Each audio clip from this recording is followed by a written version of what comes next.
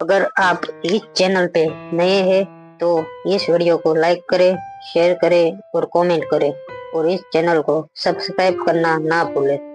एक लंबी सांस छोड़ने के बाद श्रेया ने कहा, मेरे बेटे के लिए। श्रेया की बात सुनकर आर्यन हैरान रह गया। आर्यन ने श्रेया से पूछा, मासी आपका बेटा भी है? कमरे के पर्दे खोलते हुए श्रेया ने आर्यन की बात का जवाब देते हुए कहा, बेटे भी हो सकती है और इसीलिए मैंने बगल में एक लड़की का कमरा भी बनवाया है। जब रिया आएगी तब उसे वो कमरा दिखाऊंगी, शायद उसे मेरा टेस्ट पसंद आए। खिड़की से बाहर झांकते हुए श्रेया के मन में सिर्फ एक बात चल रही थी, किसी तरह श्रेया को अपना खोया हुआ बच्चा वापस मिल जाए। श्रेया अपने बच्चे को वो सारा प्यार देना चाहती थी जो इतने सालों में वो उसे नहीं दे पाई थी। अभी श्रेया अपने खोए हुए बच्चे के बारे में सोच ही रही थी कि अचानक उसके फोन बजने लगा। जैसे ही श्रेया ने फोन उठाया, श्रेया के कानों पर आकाश गुलेरिया की आवाज पड़ी, मैं बोल रहा हूँ। आकाश की आवाज सुनते ही श्रेया के चेहरे का रंग उड़ गया। दबी हुई आवाज में श्रेया ने कहा, बोलिए मिस्टर गुलेरिया, आपको मुझसे क्या काम पड़ा? कुछ देर खामोश रहने के बाद आकाश ने झिझकते हुए श्रेया से कहा, वो दरअसल बात यह है कि मेरी बेटी आपसे डांस सीखना चाहती है। क्या आप उसे डांस सिखा सकते हैं मिस्टर श्रेया? इससे पहले कि आकाश की बात पूरी होती, श्रेया ने उसे जवाब में कहा, नहीं बिल्कुल नहीं। ये कहते ही श्रेया ने फोन काट दिया। फोन काटते ही श्रेया के कानों पर दरवाजा खटखटाने की आवाज पड़ी। श्रेया ये सोचकर हैरान रह गई कि इस तरह की जगह पर कौन उसे मिलने आया था।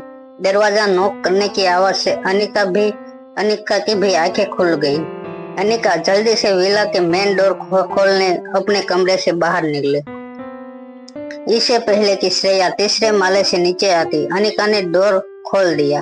अनिका ये देखकर हैरान हो गई कि मेन डोर पर सावित्री परेशान खड़ी थी। दरवाजा खोलते ही सावित्री ने अनिका से कहा, क्या तुम कुछ देर मेरे साथ चल सकती हो? आज मेरे मैडम बड़े खराब मूड में है। ना उनका कोई दोस्त है, ना ही कोई उनसे मिलने आता है, ना ही वो सालों से किसी से मिलने जाती है। आज पहली बार उन्होंने तुम्हारे साथ इतनी बातें शेयर की थी। हो सकता है तुम्हारे साथ बात करके शायद उनके मूड में कोई फर्क पड़े। अनिका समझ नहीं पा रही थी कि वो सावित्री को क्या जवाब देती। अनिका ने सावित्री से पूछा, क्या हुआ? अचानक उनका मूड इतना खराब क्यों हो गया? क्या उन फूलों की कंडीशन और खराब होने लगी है? सावित्री ने नाम है अपना सर हिलाते हुए कहा, नहीं नहीं, दरअसल आज मैडम के बेटे उनसे मिलने आए थे। माँ बेटे के बीच में काफी आर्ग्यूमेंट हो गई, जिसकी वजह से मैडम बहुत दुखी हो गई है। दरअसल बात यह है कि मैडम का बेटा शादी करना चाहता है और अगर उन्होंने ऐसा किया तो मैडम को डर है कि सौतेली माँ उनके पोते के साथ अच्छा बर्ताव नहीं करेगी। मगर मैडम सीधे सीधे ये बात उनके बेटे के साथ नहीं कह पाई। दोनों के बीच में थोड़ी सी गलतफहमी खड़ी हो गई और बस उनका बेटा नाराज होकर चला गया। आज काफी सालों बाद माँ और बेटे के संबंधों में सुधार आने वाला था, मगर सब कुछ उल्टा हो गया। दोनों के संबंध आज शायद और ज्यादा बिगड़ गए हैं। जब से बाबा गए हैं तब से मैडम ग्रीन हाउस में ही बैठी है, बस मन ही मन कुछ गुनगुना रही है और अपने आसपास पौधों और फूलों को देख रही है। ना तो किसी के बात का जवाब देती है, ना ही कुछ बात करती है। बाबा गए हैं तब से लेकर अब तक ना तो उन्होंने पानी पिया है, ना ही मुंह में अनाज का एक दाना डाला है। मुझे बहुत डर लग रहा है। यहाँ पर कोई नहीं है मेरी मदद करने के लिए। मुझे समझ में नहीं आ रहा है मैं क्या करूँ। कहते हुए सावित्री ने अनिका का हाथ पकड़कर उसे खींचकर मिसेज मारवा के विला में ले गई। जब अनिका और सावित्री वहां पहुंचे तो अनिका ने देखा कि मिसेज मारवा चुपचाप ग्रीन हाउस में बैठी फूलों की ओर देखे जा रही थी। ना तो उनके शरीर में कोई मूवमेंट थी, न ही चेहरे पर कोई एक्सप्रेशन। बस खुली आंखों से वो अपने सामने रखे फूलों को देखे जा रही थी। अनिका ने सावित्री के कंधे पर हाथ रखते हुए कहा, ठीक है, तुम फिक्र मत करो, मैं उनसे बात करने की कोशिश करती हूँ। अनिका ग्रीन हाउस की ओर चलने लगी, मगर उसे समझ नहीं आ रहा था कि आखिर वो उस औरत से क्या बात करेगी। जिसका नाम तक वो नहीं जानती थी। ना आज से पहले उन्हें कभी मिली थी, ना ही वो उनके बारे में कुछ जानती थी। अनिका जैसे ही ग्रीन हाउस में एंटर हुई, मिसेज मारवा की नजर अनिका पर पड़ी।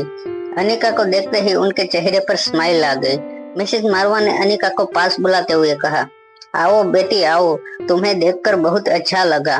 कोई तो है जिनको इन फूलों की इतनी कदर है जितनी मुझे है। वैसे तुम और फूलों में कोई ज्यादा फर्क नहीं है। अनिका उनकी ये बात सुनकर हैरानी से उनकी ओर देखने लगी। तभी मिसेज मारवा ने अनिका से कहा, तुम भी इतनी ही खूबसूरत हो जितने ये फूल। अनिका और श्रेया तो पहले से ही मिसेज मारवा की खूबसूरती के दीवाने थे। मिसेज मारवा के मुंह से अपने लिए इस तरह की तारीफ सुनना अनिका के लिए ऑकवर्ड था। अनिका मुस्कुराते हुए मिसेज मारवा के ठीक बगल में बैठ गई। इससे पहले कि अनिका उनसे कुछ बात कर पाती, मिसेज मारवा ने अपनी बातें आगे बढ़ाते हुए कहा, वैसे तो हम अब दोस्त हो चुके हैं, क्योंकि अब हम तीसरी बार मिले हैं। वैसे मेरा कोई दोस्त नहीं है। नहीं, क्या तुम इस बुढ़ी औरत को दोस्त बनाना चाहोगे? अनिका ने मुस्कुराते हुए बिना कुछ कहे हाँ में अपना सर हिला दिया। अनिका के हाथ पे हाथ रखते हुए मिसेज मारवा ने पूछा, अच्छा तो दोस्त, अपना नाम तो बताओ, क्या नाम है तुम्हारा? अनिका अपना नाम बताने ही वाली थी कि अचानक एक बिल्ली ग्रीन हाउस में दाखिल हुई। इससे पहले कि वो बिल्ली उस गमले को नुकसान पहुंचाती जिसमें वो बीमार रेयर आर्टिक फ्लावर के पौधे रखा गया था, सावित्री ने बड़े ही प्यार से उस बिल्ली को अपने हाथ में उठा लिया और ग्रीन हाउस की बाहर ले गई। गमले को कोई नुकसान नहीं पहुंचा था। ये देखकर मिसेज मारवा ने राहत की सांस ली। गमले को अपने हाथों में उठाते हुए मिसेज मारवा ने कहा, जानती हो ये रेयर आर्किड के फूल मुझ तक कैसे पहुंचे? ये पौधा मेरे बेटे ने मुझे मेरे बर्थडे पर दिया था। मेरे बेटे के लिए मेरे मन में जितना प्यार था वो मैंने इस पौधे में लगा दिया।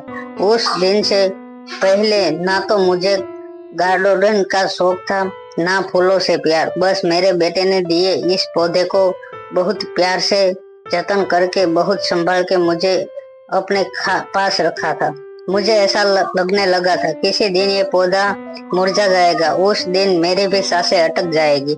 बस इस पौधे का ध्यान रखने के लिए मैंने गार्डनिंग का शौक भी अपना लिया और देखते ही देखते कुछ ही महीनों में यहाँ काफी अलग अलग किस्म के पौधे और फूल इकट्ठा भी कर लिया।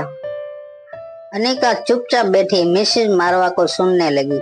अनिका अच्छी तरह से जानती थी कि इस बेहद खूबसूरत दिखने वाली आंटी को किसी चीज की अगर जरूरत थी तो वो किसी को सुनने वाले की। सालों से मन में दबाई हुई बात को वो एक के बाद एक अनिका के सामने रखने लगी। वैसे तो अनिका में इतना पैशन नहीं था कि किसी को इतनी देर तक सुनती रहे, मगर इस औरत का रूप, रंग और उनके कपड़े पहनने का तरीका, उनके बात करने के स्टाइल, सब कुछ इतना प्यारा था कि अनिका बिना बोर हुए पूरे दिन भर उनकी बातें सुन सकती थी और उन्हें देख सकती थी। मिसेज मारवा के बातों से अनिका को इतना पता चला था कि उनका उनके बेटे के साथ कुछ खास रिश्ता नहीं था। मौका देखकर सावित्री ने कुछ बिस्कुट और चाय लाकर अनिका और मिसेज मारवा के हाथों में थमा दिए। अनिका से बात करते हुए मिसेज मारवा को इस बात का भी एहसास नहीं हुआ कि कब उन्होंने चाय में बिस्कुट डुबो के खाना शुरू कर दिया था। कुछ देर बाद जब अनिका चाय खत्म हुई, मिसेज मारवा ने मुस्कुराते हुए अनिका से कहा, देखो कितना वक्त हो गया है, सिर्फ मैं ही बोले जा रही हूँ।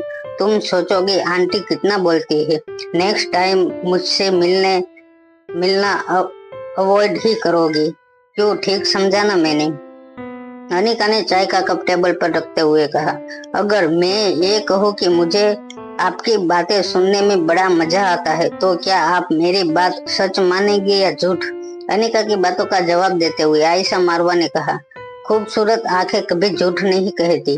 मिसेज मारवा की इस बात पर सावित्री, आयशा मारवा और अनिका तीनों एक साथ हंस पड़े। फिर मिसेज मारवा ने अनिका से पूछा, क्या तुम यहाँ दिल्ली में पढ़ाई करने आई हो कौन सी कॉलेज में पढ़ते हो तुम? अनिका ने मुस्कुराते हुए जवाब दिया, मेरी पढ़ाई पूरी हो चुकी है। अनिका की इस बात पर सावित्री और मिसेज मारवा दोनों हैरान रह गए। मिसेज मारवा ने अनिका से पूछा, मगर तुम तो अभी 18-19 साल की लगती हो, इतनी जल्दी पढ़ाई पूरी कर ले? अनिका ने मुस्कुराते हुए मिसेज मारवा की बातों का जवाब देते हुए कहा, जी मेरी पढ़ाई बहुत पहले ही पूरी हो चुकी है। मेरा एक 5 साल का बच्चा है और मैं 25 साल की हूँ।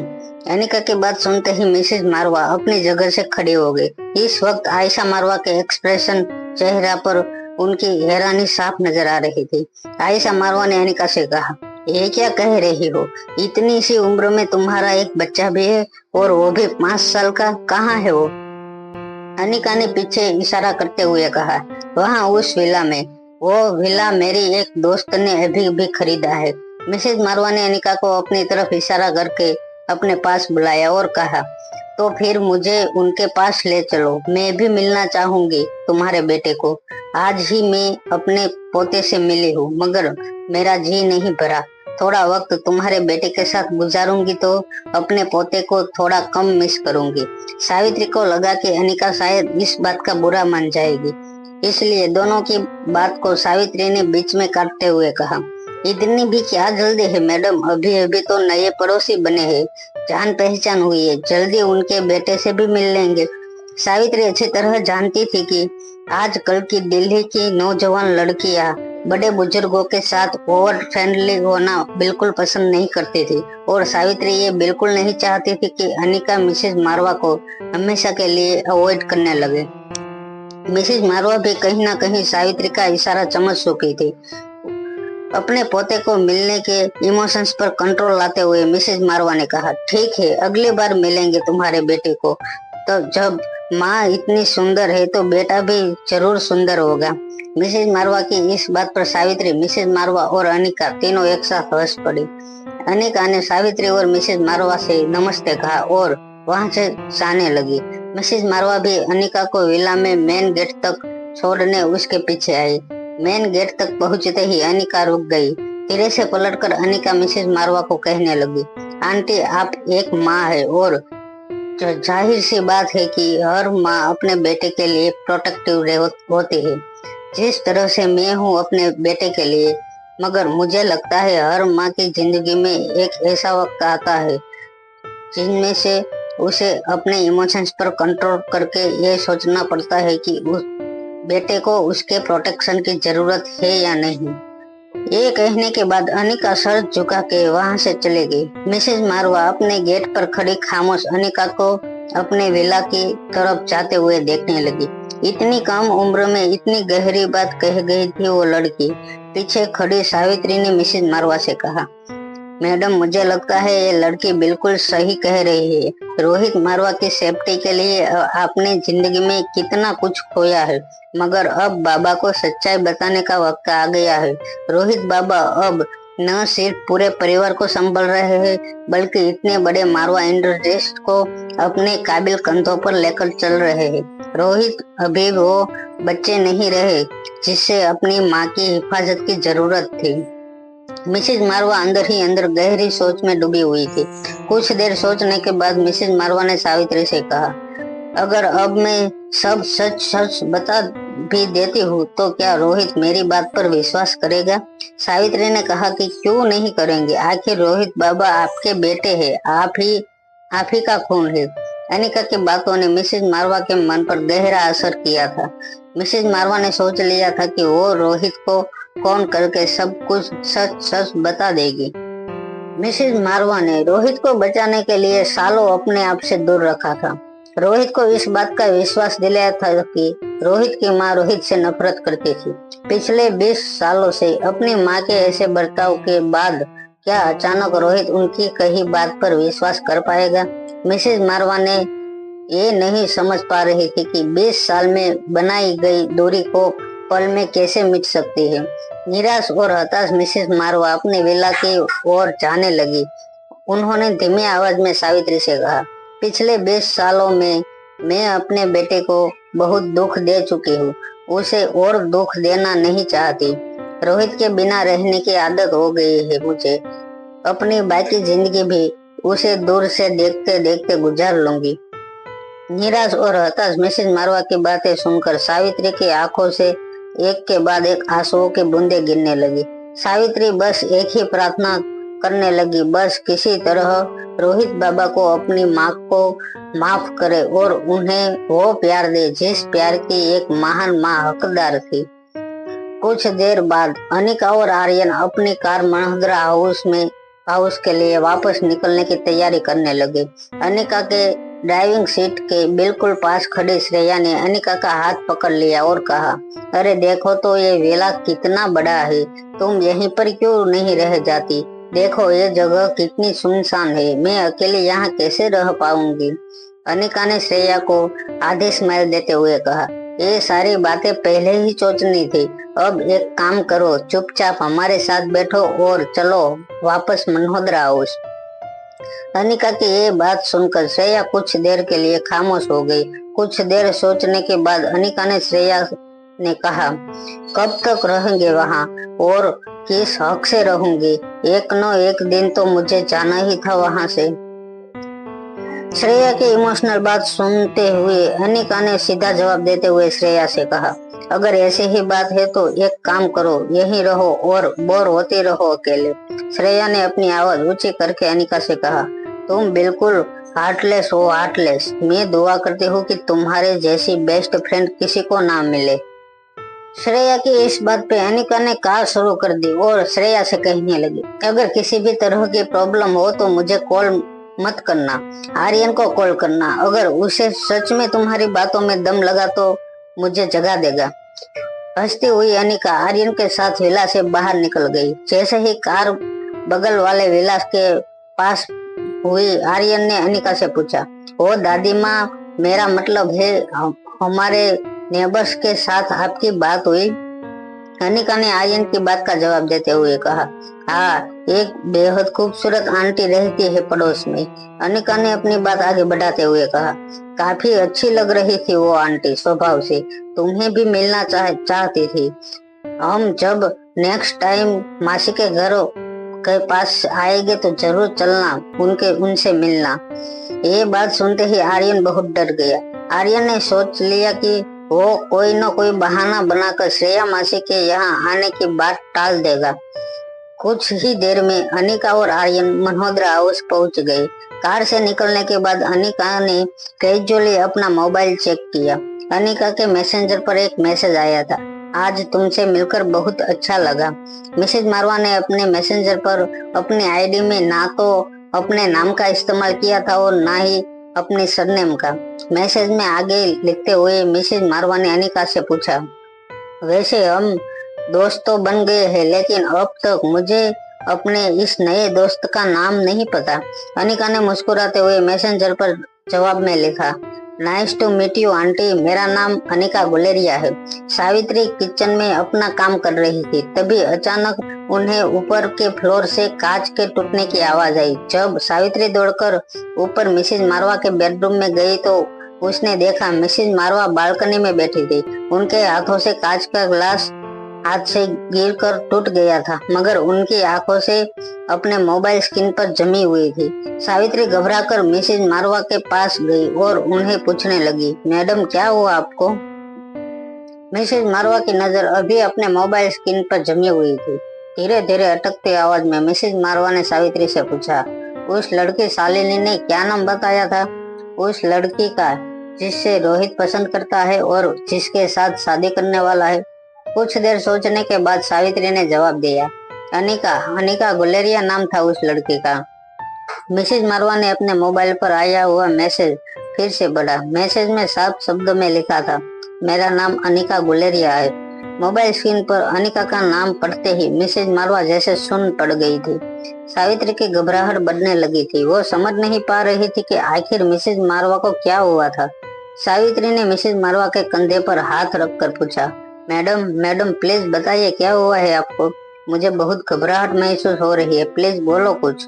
आयशा मारवा ने बहुत धीमे आवाज में सावित्री से कहा, सावित्री क्या तुम मेरी बात का विश्वास करोगी अगर मैं तुमसे यह कहूँ कि जो लड़की हमें हमारे फूलों को बचाने की मदद कर रही है, ये वही लड़की है जिसे रोहित प्यार करता है और जिसके साथ शादी करना चाहता है, तो क्या तुम मेरी बात का विश्वास करोगी?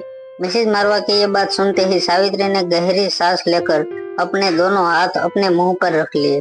सावित्री और मिसेज मारवा दोनों ही अनिका की बातों से, उसके बर्ताव के इंस्पेक्ट हुए थे। अनिका की बातों से कहीं कहीं से भी ऐसा नहीं लग रहा था कि अनिका के मन में कोई भी मेल जोल छुपा हो। वैसे काफी लोग जानते थे कि मिसेज मारवा कैसे परिवार से बिलोंग करती थी। काफी लड़कियां मारवा खानदान के करीब होने के लिए मिसेज मारवा का गलत इस्तेमाल करती थी, मगर अनिका की बातों से बिल्कुल नहीं लग रहा था कि वो मिसेज मारवा का गलत इस्तेमाल करके रोहित के करीब जाना चाहती थी। सावित्री और मिसेज मारवा दोनों समझ नहीं पा रहे थे कि अनिका के साथ उनकी दोस्ती एक कोइंसिडेंस था या सचमुच एक बहुत बड़ा धोखा जो अनिका ने पहले से प्लान किया था। सावित्री काफी घबरा चुकी थी। वो मिसेज मारवा से कहने लगी, मैडम अब हम क्या करेंगे? कहीं रोहित बाबा के सर पर कोई नई मुसीबत तो नहीं आ जाएगी हमारी वजह से? मिसेज मारवा ने शालिनी की बात याद करते हुए सावित्री से कहा, अगर ये लड़की वही है जिनके बारे में शालिनी बात कर रही थी तो जरूर कोई मुसीबत आने वाली है। शालिनी ने कहा था अनिका की एक बेटी है, पर हमने जिसे दोस्ती की है उसे एक बेटा है। ये बात सुनकर मिसेज मारवा काफी कॉम्प्लेक्स हो गई। सावित्री भी कुछ समझ नहीं पा रही थी। मिसेज मारवा मन ही मन सोचने लगी, तो क्या ये एक बहुत बड़ा कोइंसिडेंस हो सकता है कि एक ही नाम की दो लड़कियां हो, एक की दोस्ती माँ से हुई और दूसरी से बेटा से प्यार करती थी। सावित्री ने एक तरकीब लगाते हुए मिसेज मारवा से कहा, एक काम करते हैं मैडम, जब अगली बार हम इस पड़ोस वाले लड़के को घर बुलाएंगे तभी हम रोहित बाबा को भी घर बुला देंगे। दोनों का आमना सामना हो जाएगा और हमें सच का पता चल जाएगा। सावित्री की बातें सुनकर मिसेज मारवा गहरी सोच में पड़ गई। उन्हें अब उस वक्त का इंतजार था जब उनकी नई दोस्त अनिका और रोहित का आमना सामना होगा। अगले दिन दोपहर के 12 बजे थे। अनिका अपने बेडरूम में धीरे से अपनी आंखें खोली। फ्रेश होकर अनिका अपने बाथरूम से बाहर निकली और सीढ़ियां उतरकर नीचे हॉल में जाने लगी। जब अनिका सीढ़ियां उतर रही थी तब उसकी नजर नीचे डाइनिंग टेबल पर बैठे अंजलि मामी और नानी माँ पर पड़ी। अनिका को देखते ही अंजलि मामी और नानी माँ दोनों खड़े हो गए। अंजलि मामी ने अनिका से पूछा, तुम जानती हो अनिका? अनिका ने अंगड़ाई लेते हुए मामी से पूछा, क्या हुआ आज? क्या कोई खास बात है जो आप दोनों डाइनिंग टेबल पर मेरा इंतजार कर रहे हो? नानी माँ और अंजलि मामी दोनों एक दूसरे के सामने देखने लगे। जब अनिका आकर उनके बगल में डाइनिंग टेबल पर बैठे तो अंजलि मामी ने अनिका से कहा कि बेटा, बात दरअसल ये है कि मारवा हाउस से फोन आया था। मारवा हाउस की बड़ी दादी तुमसे मिलना चाहती है। उन्होंने ये भी कहा है कि तुम रिया को भी साथ लेकर जाओ। ये बात सुनते ही जैसे अनिका की नींद गायब हो गई। अनिका ने हैरान होकर मामी से पूछा, क्या कहा आपने? मारवा हाउस की बड़ी दादी मुझसे मिलना चाहती है? अंजलि मामी ने हाँ माँ अपना सर हिलाते हुए कहा, हाँ, रोहित की दादी माँ तुमसे मिलना चाहती है। ये बात कहने के बाद अंजलि मामी और अनिका दोनों हैरान थे। कुछ देर सोचने के बाद अंजलि मामी ने नानी माँ से और अनिका से कहा, मुझे लगता है कि तुमने उनका ऑपरेशन किया था, इसी सिलसिले में शायद मिलना चाहती होगी। अनिका की चेहरे से अभी भी हैरानी कम नहीं हुई थी। अनिका ने अंजलि मामी से कहा, मगर इस बात को तो काफी वक्त हो गया, अचानक क्या हुआ उन्हें कि मुझे और रिया को एक साथ मिलना चाहती है? अंजलि मामी फिर से खामोश हो गई और नानी माँ की ओर देखने लगी। नानी माँ ने इशारे से अंजलि मामी से अनिका को वो सवाल पूछने को कहा जो उनके मन में चल रहा था। अंजलि मामी ने धीरे से अनिका का हाथ पकड़ा और धीमी आवाज में अनिका से पूछा, अनिका बेटा, तुम मुझे एक बात बिल्कुल सच सच बताना। अंजलि मामी की बात सुनकर अनिका की हैरानी और बढ़ गई थी। अनिका ने अंजलि से कहा, पूछिए मामी, क्या पूछना चाहती है आप? अंजलि मामी ने झिझकते हुए अनिका से पूछा, क्या तुम और रोहित, मेरा मतलब है क्या तुम दोनों के बीच कोई इस तरह? अंजलि मामी अपनी बात पूरी नहीं कर पा रही थी, मगर अनिका वो सवाल समझ चुकी थी जो अंजलि मामी पूछ नहीं पा रही थी। अनिका ने अंजलि मामी को बीच में रोकते हुए कहा, मामी ऐसा कुछ नहीं है हमारे बीच में जैसा आप सोच रही है। अनिका अंजलि मामी से ये बात कहने ही वाली थी कि उनके और रोहित के बीच में कोई संबंध नहीं है कि अचानक ही अनिका का फोन बजने लगा। जब अनिका ने उसके फोन की स्क्रीन पर देखा तो वो देखकर चौंक गई कि रोहित मारवा उसे फोन कर रहा था। अनिका ने फोन उठाते ही रोहित से कहा, कहिए आपके लिए मैं क्या कर सकती हूँ मिस्टर। आगे कहने से पहले अनिका ने अपने आप को रोक लिया। अनिका अंजलि मामी और नानी माँ के सामने ये नहीं दिखाना चाहती थी कि वो रोहित अक्सर फोन पर बात करते थे। रोहित ने अपनी बात आगे बढ़ाते हुए कहा, जी आज हम डेट पर चल सकते हैं क्या। हैरान अनिका ने रोहित की बातों का जवाब देते हुए कहा, ये आप क्या कह रहे हैं। रोहित ने कहा, भूल गई, आपने मुझसे वादा किया था कि अब से हम ज्यादा मिलेंगे। आपने प्रॉमिस किया था कि अब हम रेगुलर डेट पर जाएंगे। हम सिर्फ आर्यन के जरिए मिलते हैं। मुझे लगता है अब हमें किसी बहाने का सहारा लिए बिना भी एक दूसरे से ज्यादा मिलना चाहिए। रोहित मारवा की ये बात सुनकर ही अचानक अनिका को अपनी दी हुई प्रॉमिस याद आ गई। रोहित ने फोन पर आगे बात करते हुए अनिका से कहा, ठीक है बताइए कब और कहाँ। अनिका की ये बात सुनते ही अचानक ही रोहित की आवाज में चमक आ गई। रोहित ने अनिका से कहा, क्यों न हम मूवी देखने चले।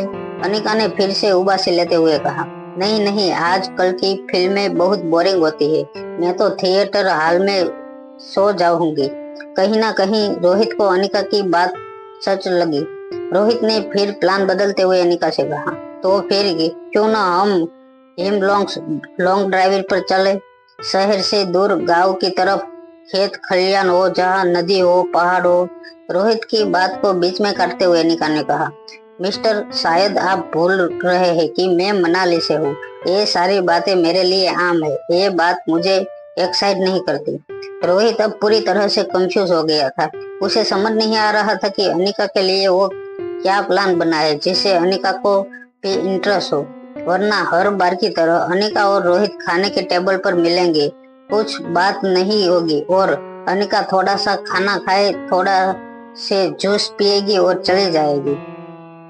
इस बार रोहित ने अनिका से पूछ ही लिया, मिस अनिका आप क्या करना पसंद करती है। चलिए आज वही करेंगे जो आपको पसंद है।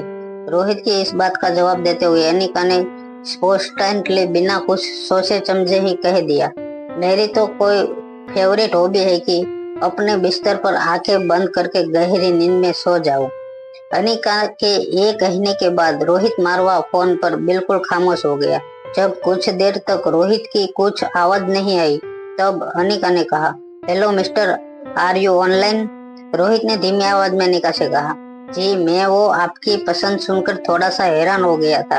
अब तक हमारा रिलेशनशिप उस मोड़ तक नहीं पहुंचा है जब हम साथ साथ ये कर पाए। रोहित की ये बात सुनते ही अनिका ने अपने एक हाथ से अपना माथा पीट दिया। तीखी आवाज में अनिका ने मिस्टर मारवा को जवाब देते हुए कहा, मिस्टर मारवा, क्या आप हिंदी भाषा ठीक से समझ नहीं पाते या आप चाहते हैं कि मैं आपके दिमाग का कुछ इलाज करूं।